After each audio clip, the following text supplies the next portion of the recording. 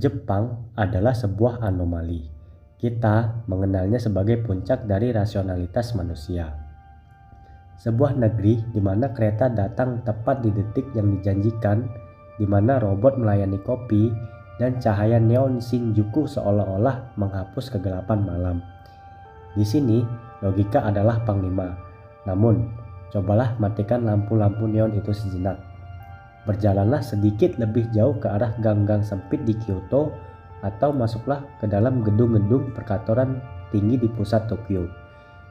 Saat jam menunjukkan pukul 2 dini hari, kamu akan menemukan sebuah kenyataan yang tidak nyaman, bahwa di bawah lapisan tipis sirkuit dan beton itu, Jepang masih merupakan sebuah negeri yang sangat ketakutan pada bayang-bayangannya sendiri.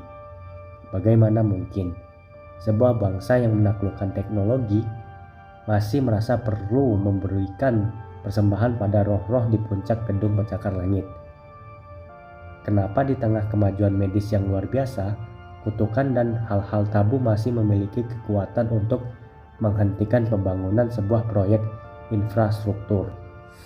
Hari ini, kita tidak akan membahas tentang bagaimana Jepang menjadi maju. Kita akan membahas tentang mengapa kemajuan itu gagal mengusir hal-hal mistis di kepala mereka. Kita akan menelusuri filosofi di balik horor Jepang yang bukan soal hantu yang melompat keluar, tapi tentang kesadaran bahwa manusia tidak benar-benar sendirian.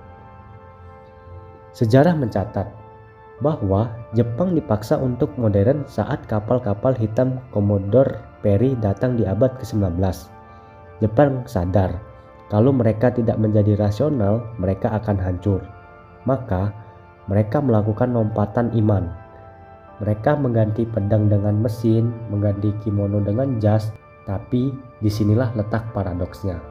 Kamu bisa mengubah cara orang bekerja, tapi kamu tidak bisa dengan mudah mengubah cara orang merasa. Bagi orang Jepang, kemajuan teknologi bukanlah pengganti agama atau kepercayaan kuno. Teknologi hanyalah alat untuk bertahan hidup di dunia nyata, sementara hal-hal mistis adalah cara mereka memahami dunia yang tidak terlihat. Mereka tidak melihat pertentangan antara keduanya. Pernahkah kamu mendengar tentang Kuyo? Ini adalah upacara pemakaman atau peringatan untuk benda mati.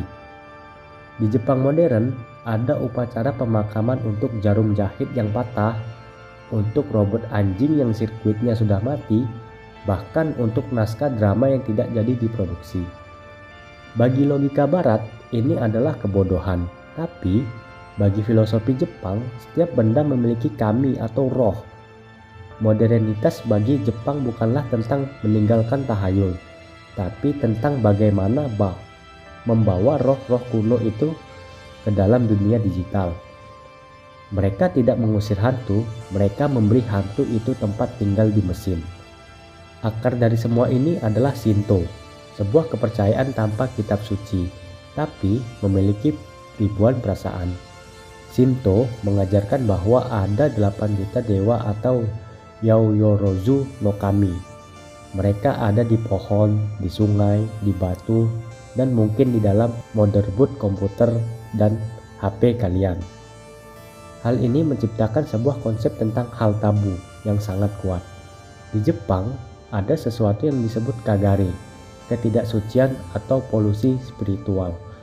Kematian, penyakit, dan kesialan bukanlah hanya masalah fisik, tapi masalah energi yang bisa menular. Ini alasan mengapa membangun gedung di Jepang seringkali tertunda hanya karena ada rumor bahwa lahan tersebut adalah bekas makam yang belum dibersihkan. Kamu boleh punya arsitek lulusan Harvard, tapi kamu tetap butuh pendeta Shinto untuk memastikan penunggu lahan itu tidak marah. Ini adalah bentuk kerendahan hati yang ekstrim. Orang Jepang sadar bahwa sehebat apapun manusia membangun tembok beton, alam dan kekuatan yang tidak terlihat selalu punya cara untuk masuk kembali. Kemajuan tidak membuat mereka sombong. Kemajuan justru membuat mereka makin waspada bahwa ada ruang-ruang yang tidak boleh disentuh oleh tangan manusia. Inilah mengapa mistis di Jepang terasa sangat tenang, tapi ia mematikan. Ada alasan sosiologis mengapa hal tabu kental di Jepang. Tekanan sosial masyarakat Jepang hidup dalam struktur yang sangat kuat. Ada istilah kuki wo yomu atau membaca udara. Kamu harus tahu apa yang tidak boleh diucapkan, apa yang tidak boleh disentuh, dan bagaimana menjaga harmoni. Mitisme dan hal tabu berfungsi sebagai rem sosial. Ketika logika hukum tidak bisa mengatur perilaku manusia, rasa takut akan kutukan atau kesialan bekerja jauh lebih efektif. Misalnya, legenda tentang Tairo no Masakado, makam kepalanya di tengah distrik finansial Otemachi, Tokyo. Tidak berani dipindahkan meskipun tanah di sana bernilai miliaran yen. Setiap kali ada upaya memindahkan makam itu, kecelakaan aneh terjadi. Apakah itu kebetulan?